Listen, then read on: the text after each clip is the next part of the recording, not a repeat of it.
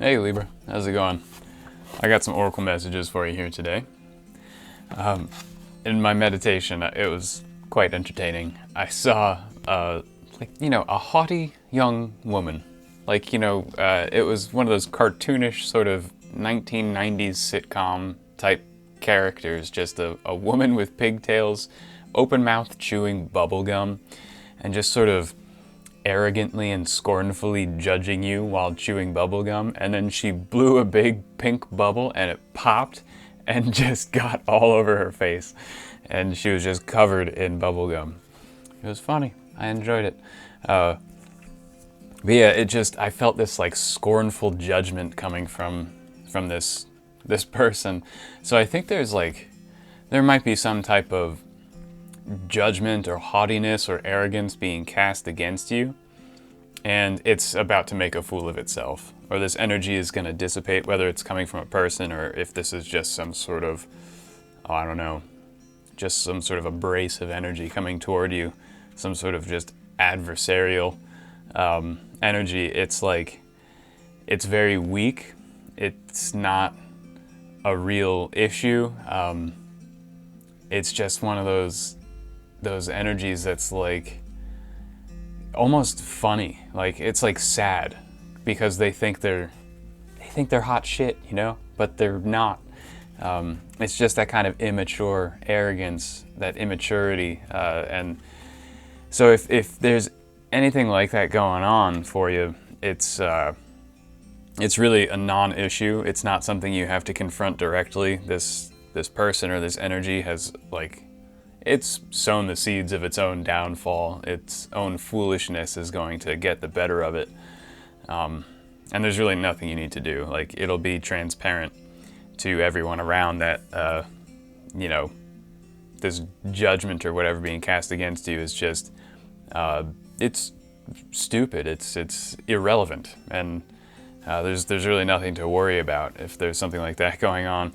And I pulled an I Ching hexagram for you, hexagram 37, household, with the third changing line. So it changes to increasing. So maybe the numbers 37 and 42 are important for you right now. I also pulled this same hexagram for Pisces just yesterday. Different changing line. Maybe there's something there. It kind of is. There are some similar aspects in that reading. This feels somewhat related. So maybe you have some strong Pisces placements, or maybe you're dealing with a Pisces or something like that. But if you feel called to watch that one, you might find something interesting, but if not, don't worry about it. Here we have this idea of being moderate, of moderation in all things, whether it's our diet, having like a balanced, moderate diet, not eating too much or too little, moderate attitude, moderate behavior, moderation in all things, right? That's the golden mean. That's the way to be right now, is avoiding excess in everything and staying balanced. Because here, this third line that's changing, it's a yang line in a yang place between two yin lines. So it's kind of like too yang. It's too stern for where it is, even though it's correct in its placement. It's a little bit too stern at this time. So I don't know if this is you, or I think it feels more like this energy I saw before. I don't think this sternness is you, although it could be.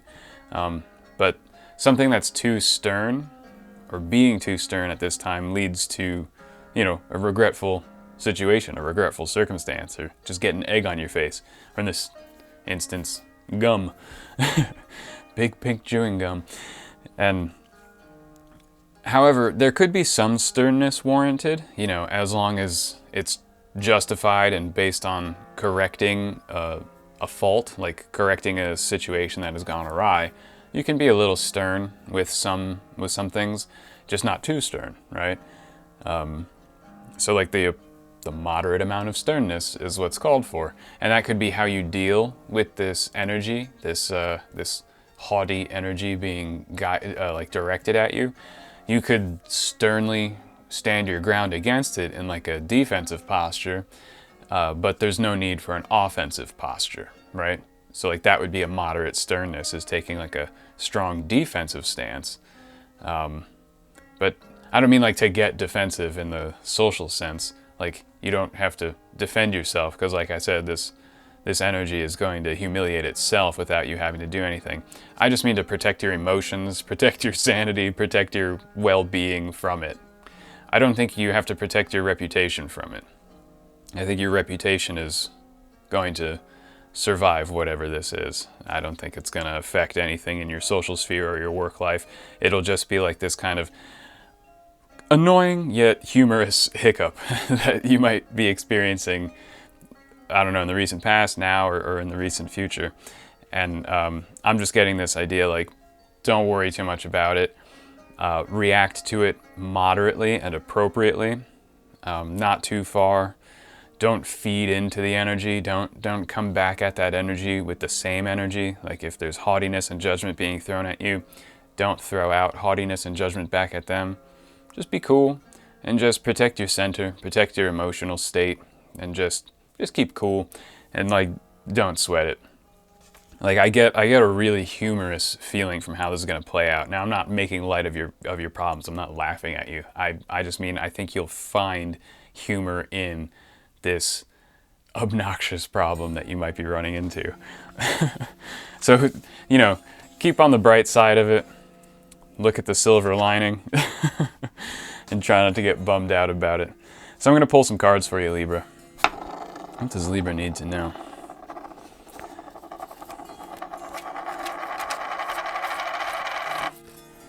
So, okay, it landed right on the traitor, this upturned dagger here. So yeah, I get the sense that this is like a distinct energy. So it could be another person, or it could be a part of you. You know, sometimes a traitor is just a part of ourselves that, you know, sometimes we judge ourselves too harshly. And we can have that little voice in our head that tells us like how stupid we are or how ugly we are or whatever, that like kind of high school bullying catty nonsense that could come from within ourselves sometimes, or this could be coming from an actual human person. And yeah, this energy is something that you don't need to be involved with, and it's something, but it is at the same time something you need to be aware of and deal with. It's probably not going to be difficult to deal with it, but it has to be dealt with. Like, you can't keep a traitor in your midst. Even if the traitor is just like not that powerful and not that much of a threat, it's still gonna just be annoying. So I get the sense after this traitor energy humiliates itself that it'll be problem solved automatically. Let's find out here by pulling a card, like why we're being brought to the attention, why this is being brought to our attention, that it's a distinct energy. So we have judgment.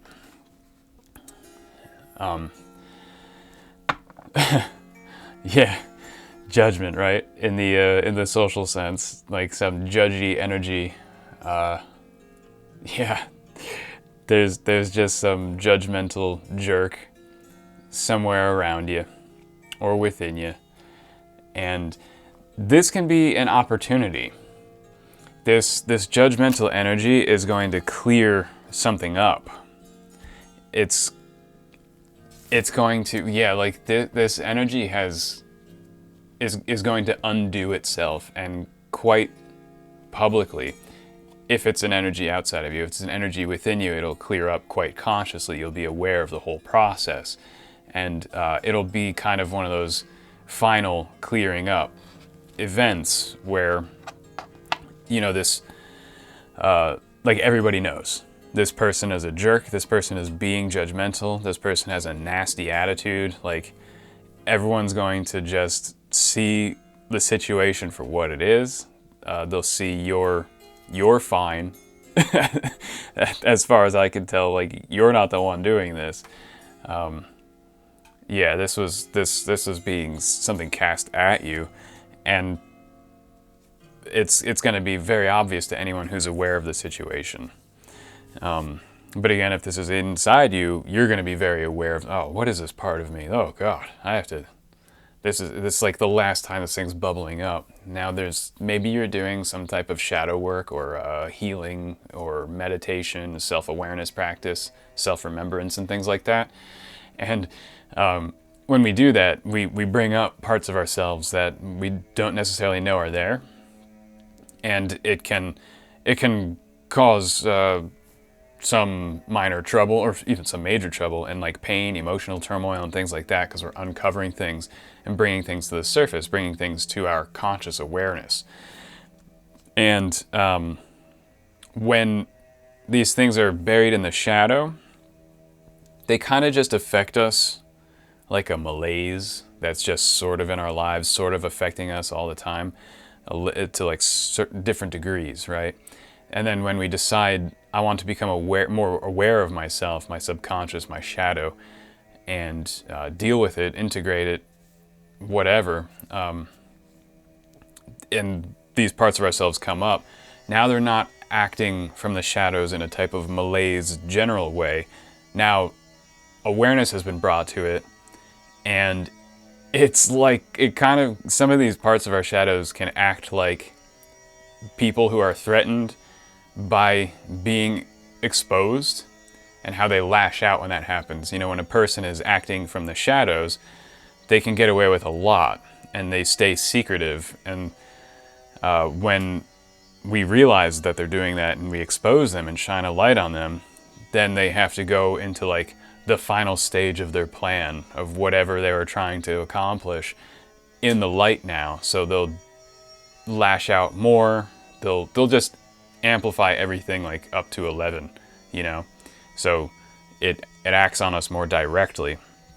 But this is a good thing when we do shadow work, because it means that thing is about to be conquered, dealt with, healed, or integrated, whatever it is you're trying to do. Like if it comes up and it's really affecting your life and you find it really affecting your day-to-day decisions, but you're totally aware of it, it means it's like within a few days, few weeks at most, that part of you is going to be healed and dealt with. So it's a good thing. Like, I know it sucks in the meantime. It's like affecting you pretty heavily and interrupting your day, but it's going to be over soon. You're going to have like total awareness of that part of yourself, and it's going to be dealt with. Now, if this is external, like in the workplace or in your social sphere, just apply that same analogy, but to people. And everyone's going to just see this person for who they are and be like, oh my God, like, you are so nasty, just stop it. You know? And it'll be like problem solved. This person might transform their behavior and fit right back in with all of you and be like, oh damn, all right, whatever. Let's just continue on a better, higher level with a better relationship. Or they'll leave. Either way, problem solved, right? So I'm going to pull another card for you here. See, we have awareness of a traitor aspect. The mirror card wanted to flip out. So yeah, a lot of shadow work, a lot of self-remembrance and self-awareness. This one's bent. Detachment. This is the one. So here we have a beautiful pink flower that looks like maybe an Andrea rose, I don't know. But detachment. In the Latin, oh, presidio, yeah. Now, presidio is also a seat of government. It's like the place where a ruler overlooks everything and gains knowledge of what's happening in their society and can formulate good strategies or policies from like a nice high vantage point. So yeah, I'm getting the sense that a lot of this has been probably a problem for a while that you've been becoming increasingly aware of. You've been expanding your awareness, and you're doing an extremely good job at that. You're really learning a great deal about yourself or the situation, and your awareness is pretty spot on. You can see very, very clearly, and it's based on good experience and good practices, good awareness expansion practices, good self-remembrance practices, good development of intuition, maybe just good logical research that's been revealing evidence and patterns and connections in things, like just correlations and collations that you're able to see, like kind of from a presidio, from a heightened state of awareness, like a sort of panopticon, right? You can just, oh, I want to look at this today, and you see it clearly. All right, now I want to look at this, and you just see it clearly.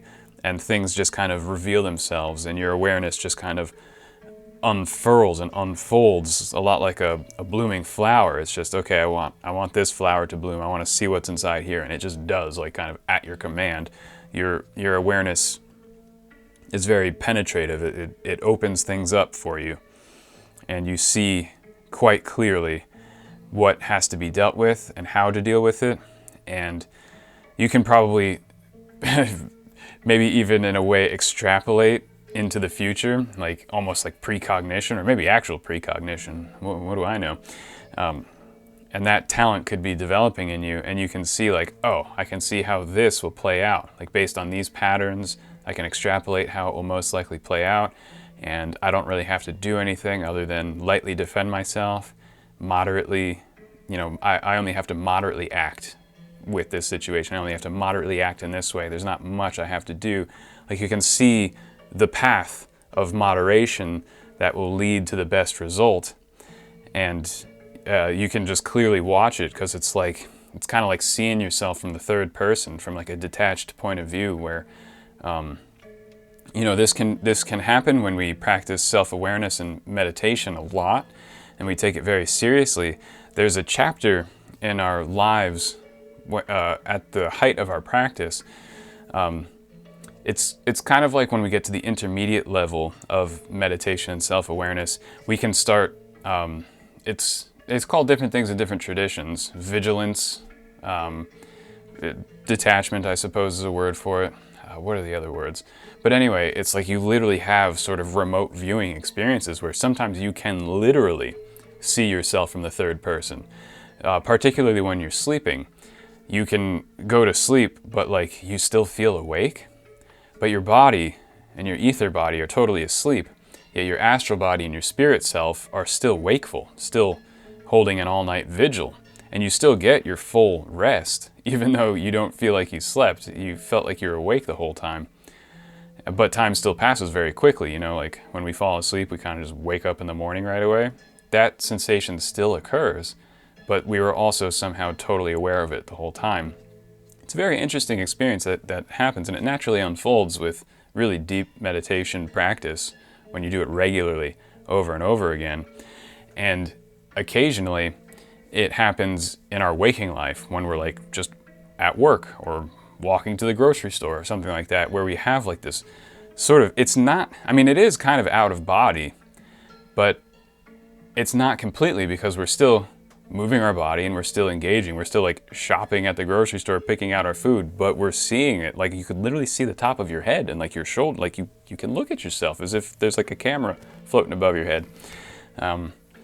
So it's not totally out of body. It's more of a remote viewing process where you're not removing your consciousness from your body, you're expanding it and keeping it in your body, but also seeing from a different point. It's like a multi-location.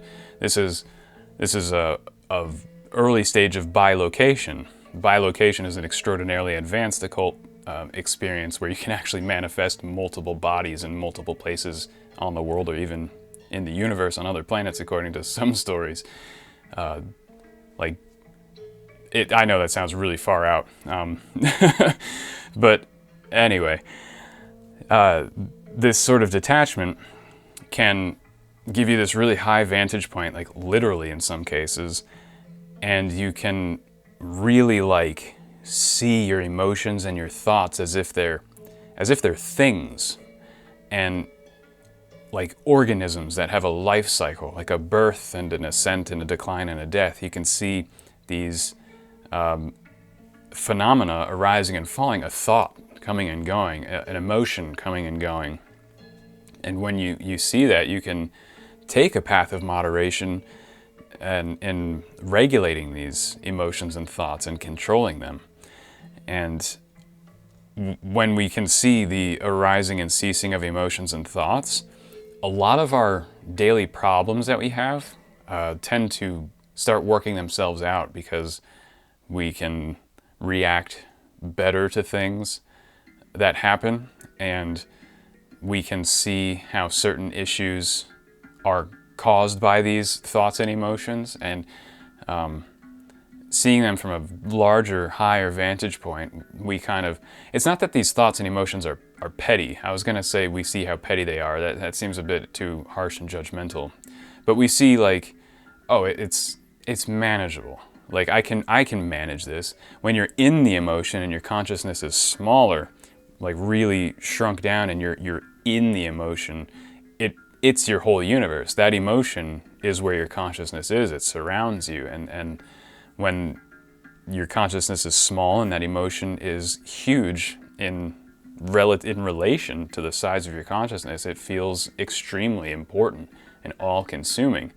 But when you expand your consciousness to a larger sphere, and now it is relatively much larger than the sphere of that emotion, we can see so much more, and we just naturally know how to deal with it, whatever the emotion is. And every individual has a different awareness about how to deal with it, and so that will come to you now, and it's well deserved. You've worked hard to gain that type of awareness, and it's now like a new skill that you have at your disposal, and you can use it and find that the moderate path through and around these issues.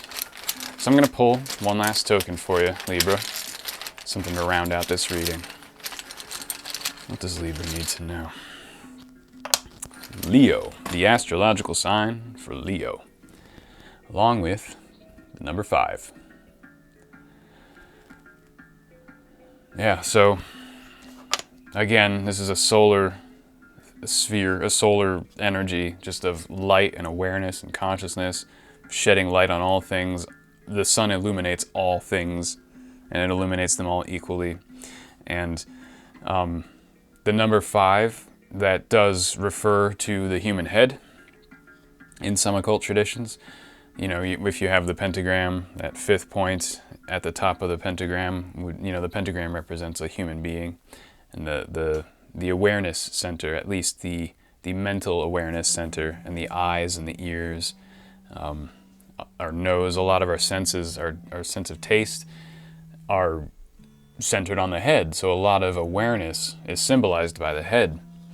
And so you have, you have keen senses at this time, and perhaps this haughty energy does actually have some authority, or thinks it has authority. You know, Leo is kind of like an authoritative sign here. So that could be for some of you that this haughty energy is coming from an authoritative place, which is maybe why it's haughty. It could be like undeserved authority. And if that's the case, then a lot could change in the near future about this. There could be like a change of leadership occurring. Like a leader could be being judged at this time as like, unworthy of being a leader. And reciprocally, you could be being judged as a worthy leader. And being given a seat in the Presidio, right? That the highest seat of government, metaphorically, or maybe literally. I don't know who I'm talking to. So this Leo energy it's strong. And there's going to be a change around some leadership role. There's going to be a swapping of roles. So if this is within you, some part of you that was dominant for a long time is no longer going to be dominant, and a new part of yourself is going to become the dominant personality. And it's going to have a much stronger say. So, be careful which part of your personality becomes dominant. Be aware of it. Pick the one that you want. Pick the one that feels the most whole and integrated. We have many I's, like the letter I, like selves, personalities, and they show up at different times. There's the angry, judgmental self. There's the the melancholy and depressed self, there's the elated and joyful self. There's all these different I's that we have within us. And part of self-awareness practice is to reduce that number down as much as possible until there's only one left. And that's not to say get rid of all the other ones. It means to integrate them into a super personality. And that might be happening for you. You might be reducing the number of I's within yourself to a smaller number, and maybe even to the final single number. That'd be amazing if that's the case. So keep working on that consciousness expansion, because it's really, really working for you at this time. All right, Libra, I think that's where the Oracle and I are going to leave it for you tonight. Thank you so much for hanging out with me. I always appreciate it. It was nice to see you. I wish you all the best, and I'll see you next time.